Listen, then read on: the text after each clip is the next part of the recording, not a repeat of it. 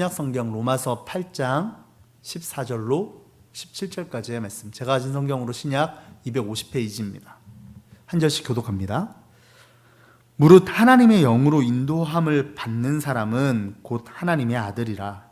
너희는 다시 무서워하는 종의 영을 받지 아니하고 양자의 영을 받았으므로 우리가 아빠 아버지라고 부르짖느니라. 성령이 친히 우리의 영과 더불어 우리가 하나님의 자녀인 것을 증언하시나니 자녀이면 또한 상속자 곧 하나님의 상속자요 그리스도와 함께한 상속자니 우리가 그와 함께 영광을 받기 위하여 고난도 함께 받아야 할 것이니라. 아멘. 잠시 기도하고 말씀 나누겠습니다. 좋으신 하나님 감사합니다. 오늘도 변함없는 사랑으로 우리를 지키셔서 우리를 예배의 자리에 있게 하시니 감사합니다. 비록 공동체 식구들이 한자리에 모여 예배 드릴 수는 없지만 같은 마음으로 각자의 자리에서 중심을 하나님께 드리며 예배하는 우리의 마음을 주님께서 기뻐 받으실 줄로 믿습니다. 하나님, 우리 예배 가운데 함께하여 주옵소서.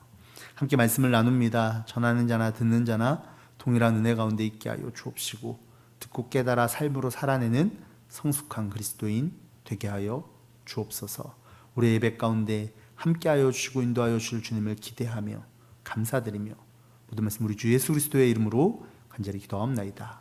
아멘. 우리 말씀 나누기 전에 서로 다시 한번 인사하면 좋겠습니다. 주님의 이름으로 사랑합니다. 축복합니다. 사랑합니다. 축복합니다. 사랑합니다. 축복합니다. 우리 가족들과 옆에 있는 가족들과도 사랑합니다. 축복합니다. 이렇게 인사를 이렇게 하시면 사랑합니다. 축복합니다.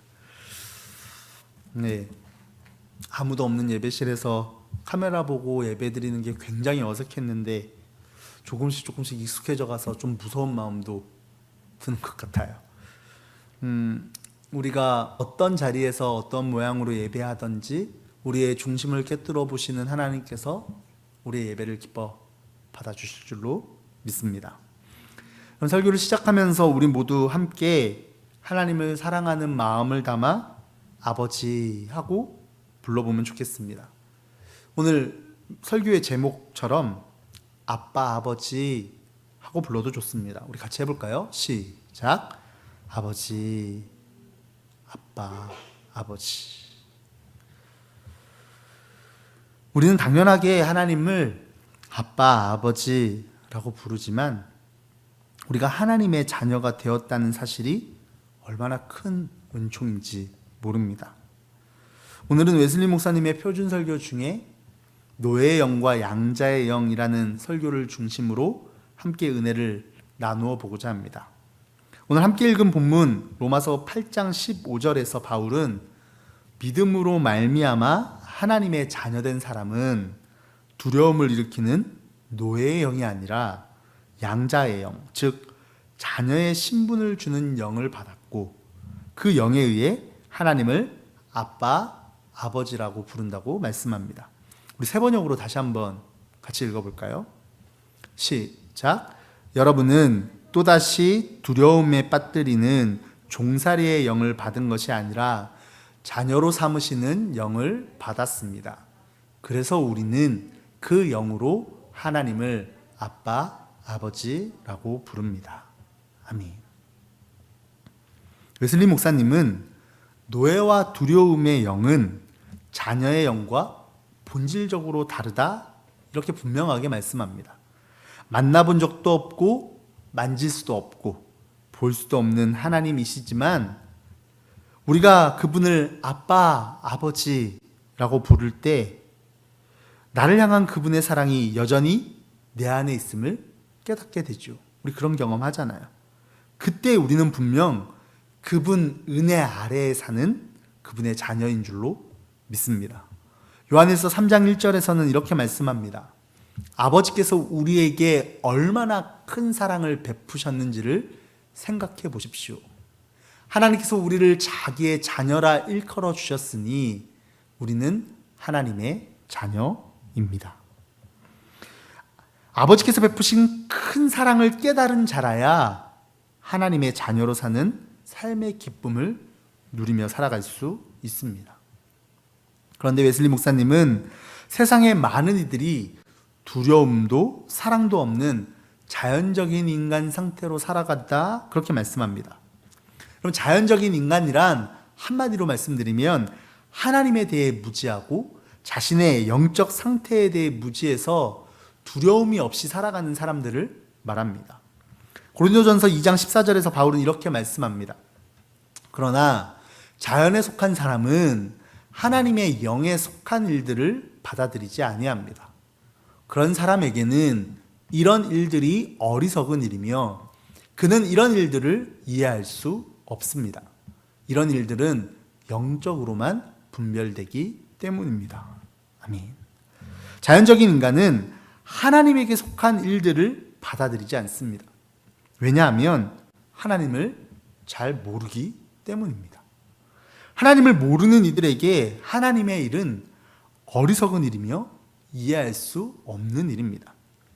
간단하게 예를 들어보면 예배는 우리에게 가장 소중한 일입니다. 우린 예배가 너무너무 소중하죠. 그러나 하나님을 모르는 이들에게는 이 예배 드리는 모습이 이해할 수 없는 일이고 어리석은 일처럼 보일 때가 있습니다. 그렇게 보일 수도 있어요. 게임하고 쉬고 TV 보는 게 이 예배 보는 것보다도 훨씬 재미있고 훨씬 시간을 잘 쓰는 것이라고 여길 수도 있다는 겁니다. 하나님을 잘 모르기 때문이죠. 그래서 자연적인 인간의 가장 뚜렷한 특성을 말하자면 잠자고 있는 것이다, 이렇게 말할 수 있습니다. 영혼이 깊은 잠에 빠져 있어 마땅히 알아야 할 하나님에 대해 무지하고 그 하나님께서 주신 율법의 참된 의미를 알지 못합니다. 그러니까 당연히 그리스도 예수와 함께 하나님 안에 감추어진 참된 행복이 무엇인지 모르며 살아간다는 것이죠. 더 큰 문제는 이런 자연적인 인간들은 그런 자신의 상태에 만족하며 산다는 데 있습니다. 하나님을 알지 못하기에 두려움이 없기 때문이죠. 어떤 경우에는 하나님의 사랑과 자비를 자기 마음대로 해석하여 모든 것이 평안하고 잘 될 것이라고 낙관하기도 합니다. 때로는 회개가 전적으로 자신의 손에 달려있는 것처럼 말하기도 합니다. 그러니까 자기 스스로 자기 힘으로 죄에서 돌이킬 수 있다고 생각하는 겁니다. 우리도 가끔 영화에서 이런 대사를 들은 적이 있죠. 이번만 크게 한번 하고 손 씻고 착하게 살 거야. 그러나 우리는 영화에서조차 그렇게 크게 한번 하고 손 씻는 사람을 보기가 어렵습니다. 자연적인 인간은 스스로의 지식과 지혜와 의지를 가지고 완전한 인간으로 언제든지 살아갈 수 있는 힘을 자기 스스로 소유하고 있다고 착각합니다. 내가 마음만 먹으면 똑바로 살 수 있는데 내가 아직은 할 일이 좀 남아서 그렇지, 내 좀만 기다리면 내가 착하게 제대로 살 테니까 기다려봐, 나중에 그렇게 살게, 이렇게 말하면서 그렇게 산다는 겁니다. 고린도후서 4장 4절은 이렇게 말씀합니다. 그들의 경우를 두고 말하면 이 세상의 신이 믿지 않는 자들의 마음을 어둡게 하여서 하나님의 형상이신 그리스도의 영광을 선포하는 복음의 빛을 보지 못하게 한 것입니다. 바울은 이 세상의 신이 믿지 않는 자들의 마음을 어둡게 해서 그들이 복음의 빛을 보지 못하기에 무지함 속에서 살아갈 수밖에 없다고 말씀합니다. 그러면 자연적인 인간들에게는 기쁨이 없을까? 아무것도 모르니까 안 기쁠까? 아닙니다. 그들도 기쁩니다. 그들이 기쁘지 않다면 그렇게 살으라 그래도 그렇게 안 살겠죠. 때때로 그들의 기쁨을 보면서 하나님의 자녀로 살아가는 이들이 그 기쁨을 부러워하면서 나도 저렇게 살면 좋겠다 하기도 하니까 말이죠. 그들의 기쁨은 자신의 지혜와 선을 자축하는 데서 오는 기쁨입니다. 세상이 기쁨이라고 부르는 것을 소유하는 데서 오는 기쁨입니다. 대체로 부와 재물과 같은 것이죠. 이 기쁨은 누가복음의 부자와 나사로 이야기에서 부자가 누리는 기쁨과 같습니다. 누가복음 16장 19절은 이렇게 말씀합니다. 어떤 부자가 있었는데 그는 자색 옷과 고운 베옷을 입고 날마다 즐겁고 호화롭게 살았다. 자연인들에게 행복은 육신의 정욕, 안목의 정욕, 이생의 자랑으로 만족감을 느끼는 데서 옵니다. 몸을 단장하고 서로 이야기하면서 먹고 마시고 놀기 위해 일어서는 것을 행복이라고 말합니다. 그런데 놀라운 것은 이렇게 살면서 자신은 광신도도 아니고 완고한 고집쟁이도 아니고 건전한 신앙인이라고 자부하며 사는 사람들이 있다는 겁니다. 언제가 담임 목사님께서 말씀하신 적이 있죠. 광신도가 아닌 건전한 신앙을 예배도 적당히 사회생활도 적당히 하는 것이라고 말할 수 없다는 겁니다. 이런 삶은 건전한 신앙인의 삶이 아니라 아무것도 몰라서 두려움 없이 살아가는 자연인에 불과하다라는 겁니다. 이들은 그리스도를 향한 온전한 마음을 가지고 있지 않기에 죄에 대한 고민이 없습니다. 스스로 죄에서 해방되었다고 생각하며 하나님의 풍성하신 은혜 뒤에 숨어서 자신의 범죄를 과소평가합니다. 때문에 죄를 이기려는 노력 자체가 없습니다. 있을 리가 없죠. 자연적인 인간의 모습은 그들은 동의하지 않겠지만 경건의 모양만을 가지고 있는 매우 타락한 범죄자다, 이렇게 말할 수 있습니다. 웨슬리 목사님은 이런 기쁨과 행복을 느끼는 삶을 아편에 취한 삶이다, 다시 말해 마약에 신경이 마비된 삶이다, 이렇게 표현합니다. 정말 그런 것 같습니다. 사람들이 마약을 왜 할까요? 마약이 잘못된 걸 몰라서 할까요? 그렇지 않죠. 마약이 주는, 그 아편이 주는 잠깐의 거짓된 기쁨에 취해서 자기가 어디로 가는지 방향도 잃어버린 채 그 잠깐의 찰나의 기쁨을 쫓아서 방향을 잃고 살아가는 것 뿐입니다. 그렇다면 이런 자연적인 사람들이 어떻게 자신의 죄를 자각하고 회개에 이르며 율법 아래에 놓이고 두려움을 일으키는 종의 영을 받게 되는 것일까요? 어떤 계기로든지 잠자는 자들의 마음에 하나님의 말씀이 부딪힐 때가 있습니다. 이게 중요해. 말씀이 마음에 부딪힌다는 거예요. 이것은 순간일 수도 있고 점진적인 것일 수도 있는데 이를 통해 하나님께서 잠자던 자의 마음을 흔드십니다. 말씀을 통해 흔들리는 마음을 통해 자연적인 인간이 자신의 삶을 돌아보게 됩니다. 말씀이 삶에 부딪혀서 흔들리면 그때 비로소 스스로를 보게 된다는 것입니다. 그리고 하나님께서 어떤 분이신지를 깨닫게 되고 그 하나님을 알게 됨으로 하나님을 두려워하게 됩니다. 히브리서 10장 31절은 이렇게 말씀합니다. 살아계신 하나님의 징벌하시는 손에 떨어지는 것은 무서운 일입니다. 아멘. 이처럼 하나님의 율법의 내적이고 영적인 의미를 깨닫게 된 사람은 시편 기자와 같이 고백하게 됩니다. 아무리 완전한 것이라도 모두 한계가 있다는 것을 알았습니다. 그러나 주님의 계명은 완전합니다. 스스로가 완전하다고 생각하고 착각했던 사람들이 완전하신 주님의 계명 앞에 그 어떤 것도 완전할 수 없음을 깨닫게 되는 것입니다. 살인하지 말라.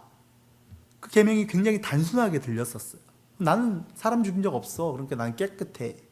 나는 사람 안 죽였으니까 저 사람들보단 나아.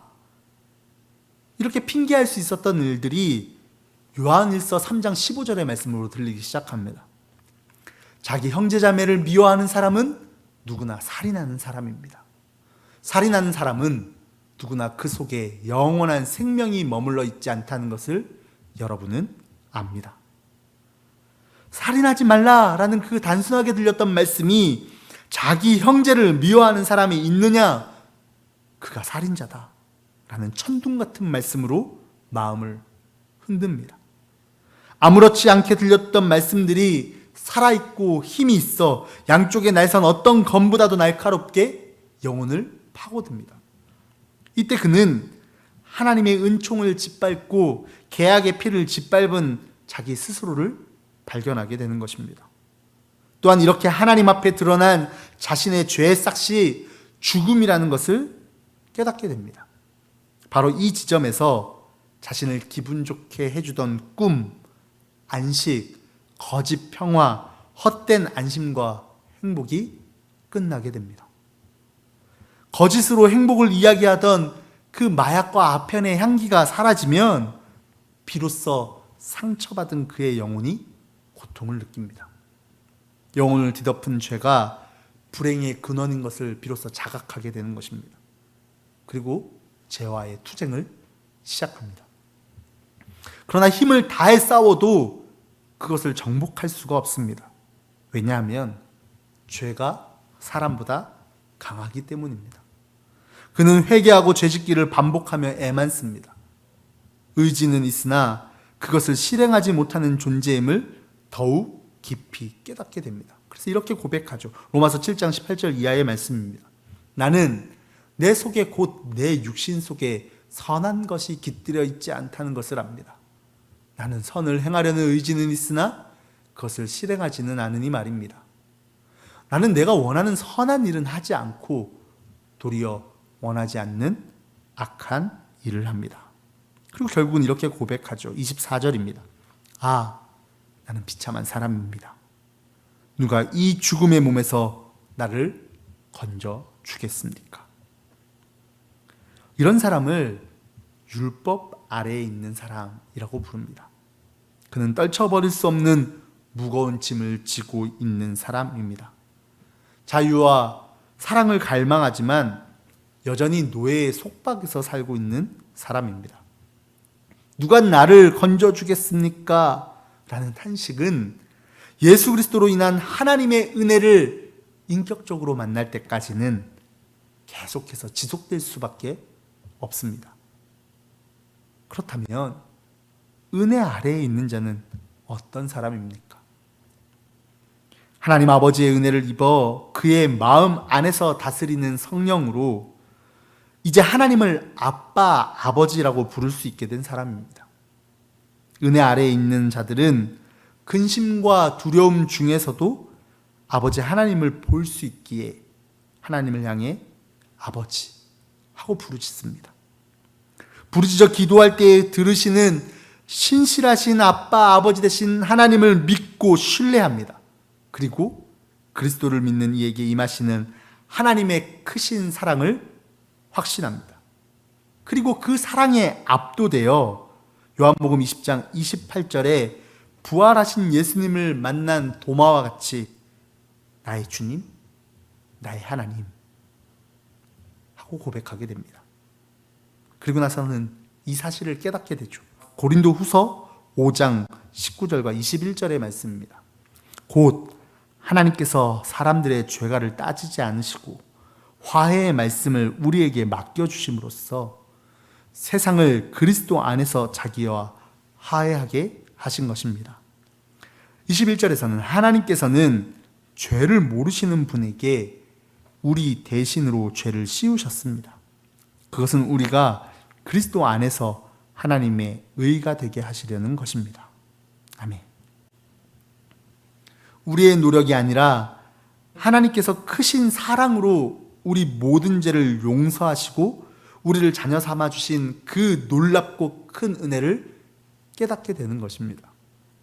그는 예수님을 믿는 믿음으로 말미암아 자신을 향한 하나님의 용서하시는 사랑에 대해 하나님께서 주시는 분명한 증거를 가지게 됩니다. 그래서 히브리서 11장 1절은 이렇게 말씀하시죠. 믿음은 바라는 것들의 확신이요 보이지 않는 것들의 증거입니다.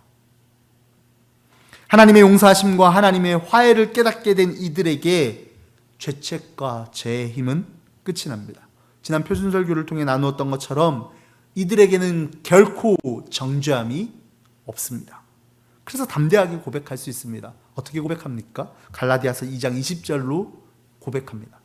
우리 함께 고백해 볼까요? 나는 그리스도와 함께 십자가에 못 박혔습니다. 이제 살고 있는 것은 내가 아닙니다. 그리스도께서 내 안에서 살고 계십니다. 내가 지금 육신 안에서 살고 있는 삶은 나를 사랑하셔서 나를 위하여 자기 몸을 내어주신 하나님의 아들을 믿는 믿음 안에서 살아가는 것입니다. 아멘.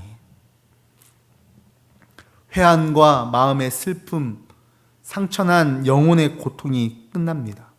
왜냐하면 하나님께서 슬픔을 기쁨으로 변화시키실 것이기 때문입니다. 노예의 고통이 끝납니다. 왜냐하면 그의 마음은 주님을 믿는 믿음으로 굳게 섰기 때문입니다. 더 이상 하나님의 진노를 두려워하지 않습니다. 왜냐하면 하나님께서 우리의 심판관이 아니라 우리를 사랑하시는 아빠, 아버지이시기 때문입니다. 아버지의 크신 사랑 안에서 그 어떤 것도 두렵지 않습니다. 우리 함께 고백하면 좋겠습니다. 우리가 자주 읽는 말씀이지만 읽을 때마다 가슴 뛰는 바울의 고백입니다. 이 고백이 우리의 날마다의 고백이 되기를 주의 이름으로 축복합니다. 우리 로마서 8장 38절과 39절의 말씀을 함께 고백하겠습니다. 시작. 나는 확신합니다. 죽음도 삶도 천사들도 권세자들도 현재일도 장래일도 능력도 높음도 기쁨도 그 밖에 어떤 피조물도 우리를 우리 주 예수 그리스도 안에 있는 하나님의 사랑에서 끊을 수 없습니다. 아멘. 하나님의 사랑을 깨달은 이에게 참된 자유가 찾아옵니다. 무엇보다도 죄책과 두려움에서의 자유입니다. 바울은 이렇게 고백합니다. 로마서 6장 6절입니다. 우리의 옛사람이 그리스도와 함께 십자가에 달려 죽은 것은 죄의 몸을 멸하셔서 우리가 다시는 죄의 노예가 되지 않게 하려는 것임을 우리는 압니다. 아멘. 은혜 아래에 있는 사람은 더 이상 죄의 노예가 아니며 죄에 대하여 죽고 하나님께 대하여 산 사람입니다. 더 이상 죄에 이끌려 다니는 삶이 아니라 죄를 이기는 삶을 살아갑니다. 그렇기에 하나님과 합평하고 하나님의 영광에 참여할 것을 바라고 소망하며 기뻐하는 삶을 살게 됩니다. 기대하고 소망하는 것이 완전히 달라지는 것입니다. 우리는 스스로에게 물어야 합니다. 나는 자연적인 인간인가? 율법 아래에 사는 인간인가? 아니면 하나님의 은혜 아래에 있는 하나님의 자녀인가? 하나님을 아빠, 아버지라 부르는 우리 모두는 분명 하나님의 자녀입니다. 여러분 아멘이십니까? 그런데 문제는 우리가 무력하고 천하고 유치한 교훈으로 되돌아가서 다시 그것들에게 종노릇하려는 어리석음을 범한다는 것입니다. 갈라디아서 4장 3절 이하의 말씀을 보시면 바울이 마치 우리들의 이런 모습을 보고 있는 것만 같이 느껴지는 그런 말씀이 기록되어져 있습니다. 우리 함께 읽어볼까요? 시작. 이와 같이 우리도 어릴 때에는 세상의 유치한 교훈 아래에서 종노릇을 하였습니다. 그러나 기한이 찼을 때에 하나님께서는 자기 아들을 보내셔서 여자에게서 나게 하시고 또한 율법 아래에 놓이게 하셨습니다. 그것은 율법 아래에 있는 사람들을 속량하시고 우리로 하여금 자녀의 자격을 얻게 하시려는 것이었습니다. 그런데 여러분은 자녀이므로 하나님께서 그 아들의 영을 우리의 마음에 보내주셔서 우리가 하나님을 아빠, 아버지라고 부를 수 있게 하셨습니다. 아멘. 그런데 문제는 그 다음에 기록된 8절과 9절의 말씀입니다. 그런데 전에는 여러분이 하나님을 알지 못해서 본디 하나님이 아닌 것들에게 종노릇하였지만 지금은 여러분이 하나님을 알 뿐만 아니라 하나님께서 여러분을 알아주셨습니다. 그런데 어찌하여 그 무력하고 천하고 유치한 교훈으로 되돌아가서 또다시 그것들에게 종노릇하려고 합니까? 우리의 모습을 보고 하시는 말씀 같지 않습니까? 날마다 다시 되돌아가려고 하는 우리의 어리석은 모습을 보고 하시는 말씀 같지 않습니까? 그럼 어떻게 해야 할까요? 여러분 이 말씀 기억하시죠? 히브리서 6장 1절로 3절까지의 말씀입니다. 우리 함께 읽겠습니다. 시작. 그러므로 우리가 그리스도의 도의 초부를 버리고 죽은 행실을 회개함과 하나님께 대한 신앙과 세례들과 안수와 죽은 자의 부활과 영원한 심판에 관한 교훈의 털을 다시 닦지 말고 완전한 대로 나아갈지니라. 하나님께서 허락하시면 우리가 이것을 하리라. 아멘. 사랑하는 여러분, 우리는 완전을 향해 나아가야 합니다. 자연적이고 율법적인 상태에 머물지 말고 우리의 아빠, 아버지 되신 하나님의 부르심을 따라 순종함으로 나아가야 합니다. 쉬지 말고 걸어야 합니다. 날마다 연습하고 훈련해야 합니다. 그것이 몸에 뵐 때까지 우리를 부르시는 하나님의 부르심에 따라 발맞추어 걸어야 합니다. 주님을 따라 날마다 걸어야 합니다. 이 길은 노예처럼 하나님의 심판이 두려워서 울면서 따라가는 길이 아닙니다. 사랑하는 아빠, 아버지 하나님을 사랑하는 마음으로 따라 걷는 길입니다. 우리가 항상 기뻐하고 쉬지 말고 기도하고 범사에 감사하는 삶을 살 수 있는 이유는 하나님께서 나의 아빠, 아버지 되시기 때문입니다. 사랑하는 성도 여러분, 우리의 모든 것을 알고 계시는 하나님께서 우리의 아빠, 아버지 되십니다. 그 아버지 되시는 하나님의 발걸음에 발 맞추어 걷는 참 기쁨과 행복이 우리의 삶에 가득 임하기를 주님의 이름으로 축복합니다. 하나님께서 오늘도 우리를 부르시고 우리와 함께 하십니다. 그 걸음에 발맞추어 걷는 삶이 이 세상의 어떤 기쁨과 행복보다도 가장 큰 기쁨인 줄로 믿습니다. 그 기쁨이, 그 행복이 저와 여러분의 삶 가운데 가득 임하기를 주의 이름으로 축복합니다. 기도하겠습니다.